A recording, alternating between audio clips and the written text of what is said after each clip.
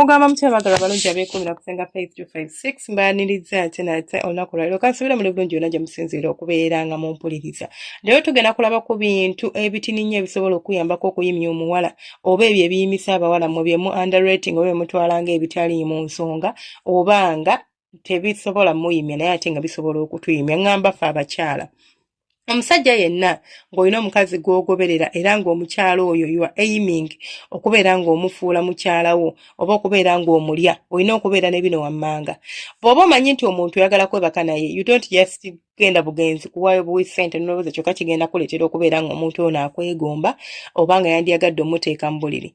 Ekisooka waliwo akasuku abasajja sigamba kali akabi I mean that scent, that good scent abasajja gye muvaamu. Bw'oba omanyi nti oyagala kulabisa mukazi oba oyagala kutobesa mukazi oba oyagala kuleetera mukazi kubeera ng'ayima olina okubeera ng'olina ako akasuufu nayo perfume gy'oyambala ng'ate ewunya bulungi. Buli lw'oba ogenda osisinkana omuwala ono ogenda owunya bulungi. Teri muntu agenda kubeera ng'atobamu ng'akuwulidde nti owunya bubi mbu kye kimutobeza ekyo tekiriiyo. Gw'okimanyi nti omukazi asobola okuyima just kuwunyiriza buwunyirizi n'ayima. Agaba n'ekisajja kino kiwunya bulungi. Omusajja bannange yabadde awunya bulungi. Mutemuwulira bino ebiboozi nga bakazi babyogera. Make sure you always smell good ng'oli kumpi naye. Ekyokubiri olina okuba ng'oli muntu ayina akamwenyu. Omanyi bagamba nti love simanya like love is blind but love is not blind. It's people who blind us. Omusajja ajja ng'ayina akamwenyu banayina omutuula n'ogamba wow n'owulira ng'otobye nga tannaba kukwatako. Bino ebintu mubi underrating oba temubirabamu nnyo ogolobooza nti namuweweeta ninakola ki yes n'ebyo nabyo tubyetaaga naye omuntu sooka omuyimye nga tonnaba namukwatako agenda okutuukayo nga buli kimu wali kiri magida nga wamma oyitawo buyisi. Ekirala manya yiga okusmayiringa ebyo mwefuula ttaafu n'onyiiga tebirina kye bigenda kukuyamba. Yambala onyume. Waliwo abasajja nga balowooza nti okwambala okunyuma it's all about putting on suits. Kwambala suuti, kwambala tuxedo, kwambala ngatto ezo zigendera ku suuti. It's not only about that. Osobola okwambala n'onyuma nga toyambadde suuti yokka. Ng'oyambadde bulungi ate ng'onyumye ate ng'owunya bulungi. For example, nti osobola okwambala shorts zo mwabakuba ebikumba byammwe n'oteekako t-shirt n'oteekako ka canvas oba n'oteekako ekigatto ky'oba n'oteekako ki open ng'onyumye nga teweetaaze kwambala nnyo oyo like overdoing it sometimes it's not good. Oyambadde essaawa 2 ku mukono eno otaddeko bi bling casual naye ng'ate onyumye ng'omukazi bw'akulaba omwapatayizinga oba omusikiriza. This is the real deal. Kusikiriza muntu gye nkoma okufuna okusikirizibwa okwo gy'oli n'okuyima kwange gye kukoma okubeera nga kubeera kweyongera. Ekirala olina okuba ng'olina enjogera toyogera baguzi nga bw'oyagala yogera ng'omuntu ali sexy, that sexy accent. Hi baby. Like sigamba kati oyo abakazi gweye abasajja I don't know the siri musajja but making sure ti woba oyogera n'omukazi eddoboozi liba kkakkamu ne bwekibanga ekidoboozi kyo kiduuduuma ng'ekyange kibeere kikkakkamu. Ogamba otya mukwano bannange leero nnyiriridde wonna olina engeri gy'otunula. Waliwo abasajja ng'asobola okugonza eddoboozi n'oyima nga ddoboozi lya musajja lyeri kuyimiza. So ebyo bito by'abakazi bibayimya n'asigala yenna nga yenna ali awo awuli ayagala kumulya buli. Ekyakyo olina okubeera ng'omanya passion obwagazi bw'ekintu. Niyinza okuba nga ekintu nkyagala. I love something but I do not have passion for that thing. Tiyadde nkyagala naye nga siyina obwagazi obwo. Like passion eyo niyinza okubeera nga sikola ki nga sisobola kubeera nga omuntu akyagala. Katugambe ogenda kunywegera mukazi. Bwe munywegera bunywegezi netadde mu bigere byammwe. Bw'onywegera bwenyogeza omukazi nga toli passionate about the kiss gy'omuwa tagenda gifiiringa. Omukazi bw'omuteekako engalo muweeweeta nga toli passionate about kumuweeweeta banga tolina bwagazi bwa kuweeweeta mukazi oyo togenda kunyumirwa oba omukazi tagenda kuyima kuba tagenda kufiiringa. Naye omukazi muyiseeko engalo nga naawe owulira ky'okola okyagala nga naawe owulira ky'okola okirimu omukazi agenda kuyima effortlessly nga teweemenye. Naye bw'olowooza nti just it's a matter of kuyisaako ngalo naawe olina okuba nga ekintu okyagala obeere nga ono omuntu anyumirwa oba nga asubbalala kubanga oba aba alaba obwo obwagazi obukulimu. Ekirala abakazi baagala nnyo abasajja abalina ku talent baddiya. What is your talent? Kwogera bulungi, kuyimba, kusoma butabo, kiki? Talent yo gy'olina gy'oba okozesa okubeera ng'omuyimya. Okitegeera? bw'obanga omanyi nti okwogera obulungi nti nze njogera banze nga natandise okusoma akatabo na buli omu agwa amatu then yitira awo mweyo embeera obeere ng'omuntu osobola okumuleetera okubeera ng'akola ki ng'ayima nti osobola okukozesa eddoboozi tomuga njala kusomera katabo omukazi yenna n'ayima n'atandika okukunoonya ng'ayagala kuweeweeta buweeweesi ng'awulira ayagala gwesonseka nga tonaba nakubeera ng'ogumusonseka bannange musekeeko sense of humor tewali kinyibya mukazi nga kubeera ng'alina byayogera n'oseka nebiba tebinyuma like but teri kinyiza kubeera ng'olina omukazi oba ng'omukazi ali naawe ng'ayogera ebintu byadde bisese naye nga gwe olinga mujaasi so woba oyagala okuyimya omukazi olina okubeera ng'omanyi okusekako you have that sense of humor you can react to certain things se kubeerawo nga gwe tosobola kubeera ng'oreactinga okumuwaana omanyi omuntu basobola okuwaana n'owulira bulungi someone if you get complimented you feel good right so bwe kiri nti omuntu bw'omuwaana oba omukazi bw'omuwaana alina engeri gy'atandika okutobamu just kumuwaana buwaanyi bannange olina ebisa ebirungi olina kalowunya bulungi sebaneka nkubudde olaba kale hani zisifuna nk'omukazi alina bugalo nga bubwo bana olina obugalo obugonta bannange wona oli kalungi ebyo bigenda kuyimya omukazi just kumuwaana cause waliwo abakazi nga they have never experienced this si mu buto bwe si mu bukulu bwe si paka waali nga tafunangayo muntu amugamba bigambo by'ogenda mugamba kati gwe ng'omugamba ebigambo ebyo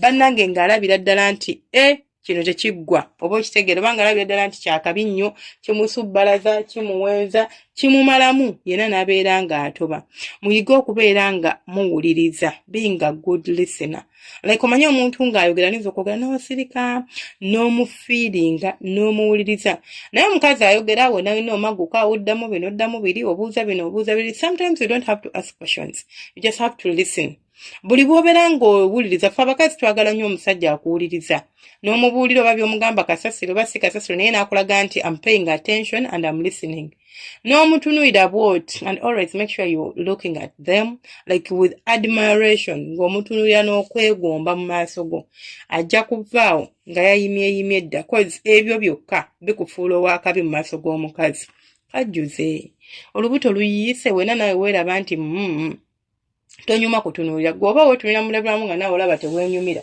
golwaki olowooza nze ogenda kunnyumira wonna bw'onaabanga teweenyumira nange sijja kubeera nga nkunyumira sometimes mulina okukajjuzaamu kwata okukajjuza kirungi nabagaa kibayambako ne kumaanyi g'ekisajja mu kisenge eyo si just genda kola bunyama era siri kugamba nti genda okola obunyama just a little bit of fitness si kubeera nga gwe mano gizinamu ddakiika 2 n'okoowa oba si kyo nga towa maanyi omuntu akutuyanga tewali waalina kwegomba okujjako okwegomba waletiyo ekirala zennyako kono mukazi wo girlfriend wo be playful ninza okubeera kale tuli like somewhere maybe restaurant then ne mukoonako mga naye gwe nze musajja naye kyana gwe you don't have to be so touchy but playful ozannyazannya n'omuliisaako n'okola otya ebintu ebyo abakazi bibayimya n'ayimira ddala obeera nga musajja yosinga n'ayimira ddala n'abeera nga talina ky'omugamba ekirala making sure nti omuntu oba mulina we muli oba mutudde omukwatako maybe kale tutambula mu kkubo omuntu mukwate mu mukono bw'oti otambule ng'omukutte mu mukono n'omugiramuko kano n'omutakulatakula mu kko bw'oti mu kibatwawo mpolampola nga mutambula n'ategeererawo nti kirikkiriya wali bwonna ebintu ebyo oba n'omukwata mu kiwato oba n'omukwata wonna obako bibegabega wonna w'omukutte nga mutambula it matters to them or to us ebyo bituyimya naye gwe oli awo you don't even kunkwatako muli mu restaurant muli akwata engalo z'omukazi otandika oziweweetako mpolampola bw'oti ng'oyisaako engalo zo omukazi ajja kutoba gently just omukwatako bukwasi n'omutobya era n'abeera ng'afa obuwoomi ekirala olina okubeera nga omanyi kufumba abasajja mumulowooza nti ffeffeka balina okufiira mu kiyungu omusajja n'akera ku makya n'akutegekera ka breakfast kale nsiikira ku magi oyo muwerawo ka morning glory nga siina nagwe neebuuzizaako mba natobye dda nga tanaba nakunkwatako naye kubanga bino ebintu byemukolera abakazi naddala nga badde tebabakolera bimusubbalaza kubanga aba alaba these things are new she feels special nti obimukoledde and making her feel special is the best is what will make her go wild for you naye bw'onaaba nga tomuleetedde ku feeling her special and all that stuff tagenda kuwooma like tagenda kubeera nga akuwoomera atagenda kutoba.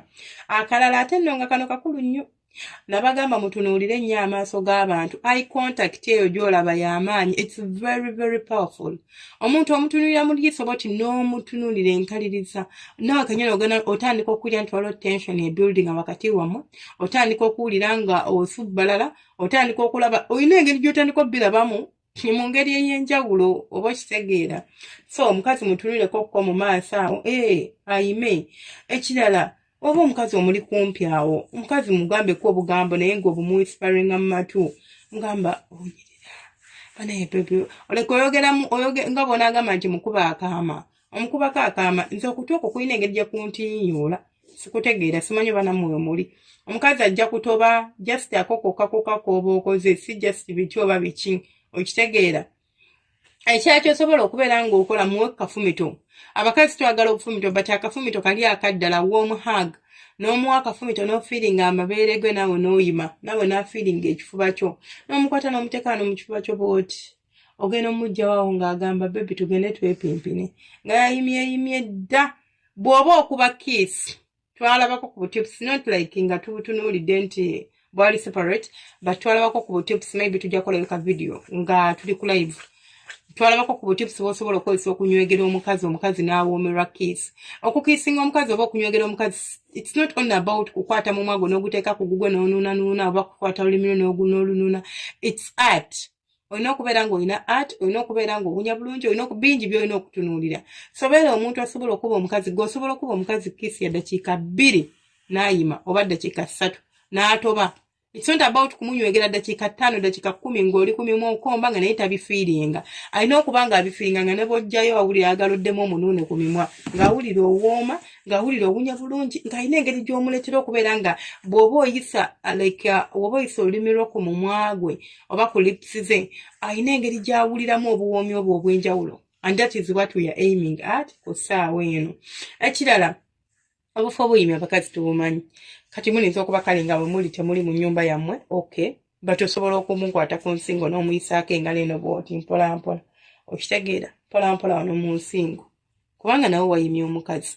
Bw'oba muli mu nnyumba obufu obutuufu obukwatako obumanyi okubeera ng'omutobya.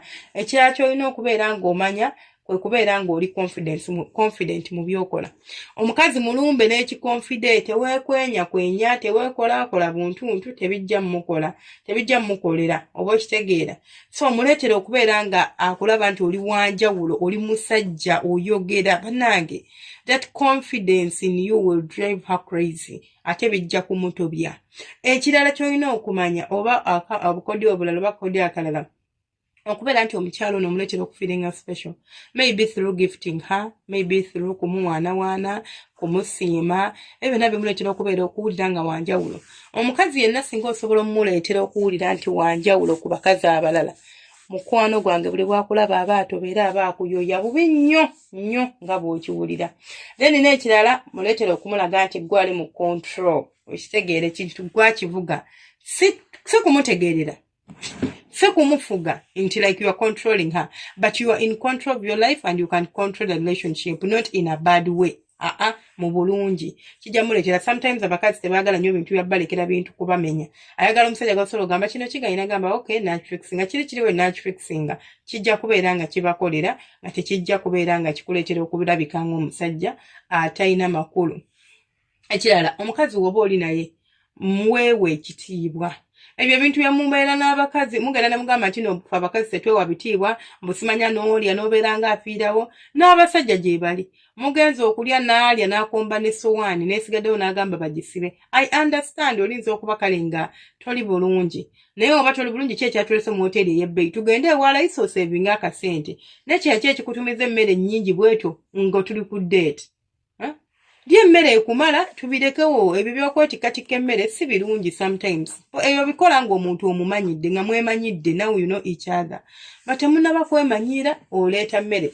Respect yourself in every way you can, okitegeera. Tobeeraawo ng'oli bw'otyo omukazi tosobola kumuyimya mu mbeera eyo yadde n'okwagala kirinza omukaloobiriza. Alinza okwagala ng'akwagalako akasente naye mbw'atobe nga ki ekimutobya.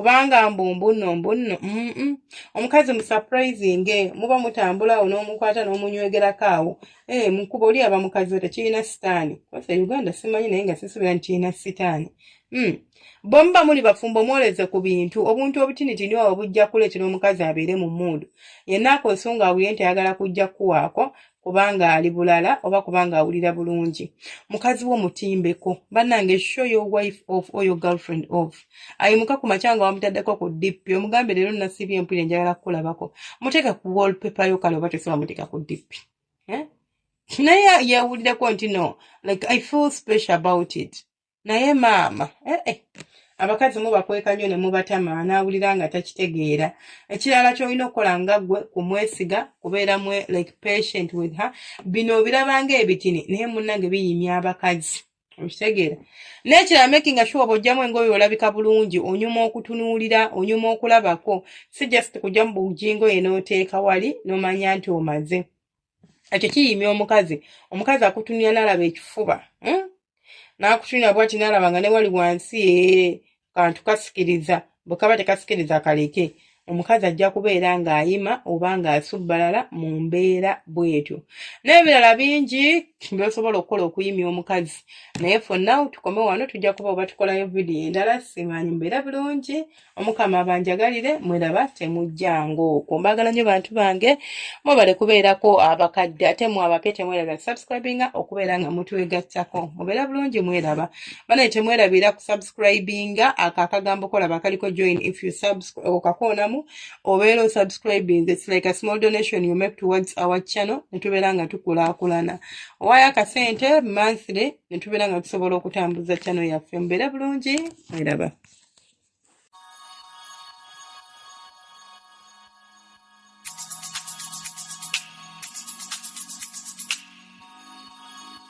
yeah.